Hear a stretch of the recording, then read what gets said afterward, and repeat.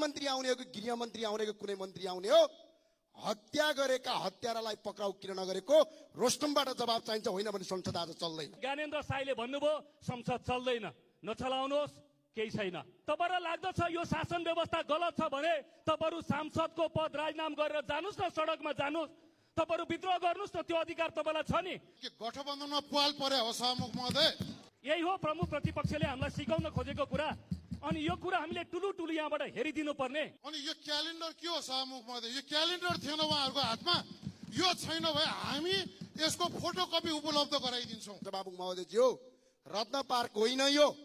यहाँ उठाएको आवाज सरकारले जवाब दिनुपर्छ।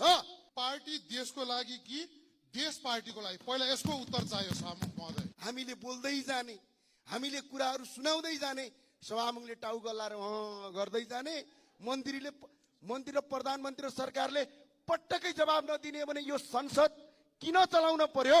संसद सदाका लागि छुट्टी दिएर रत्न पार्क खुल्ला मञ्चमा भाषण गरे भइगयो त। हामीले हत्या गर्ने हत्याराहरूलाई पक्राउ गरेर जेलमा हालेर छानबिन हुन्छ। त्यो आदेश दिने गृहमन्त्री, गोली हान्ने डिएसपी र त्यहाँ जाने भौतिक पूर्वाधार मन्त्रीलाई पक्राउ गरेर आज बिहानसम्म जेल किन नहालेको यसको जवाब चाहिन्छ।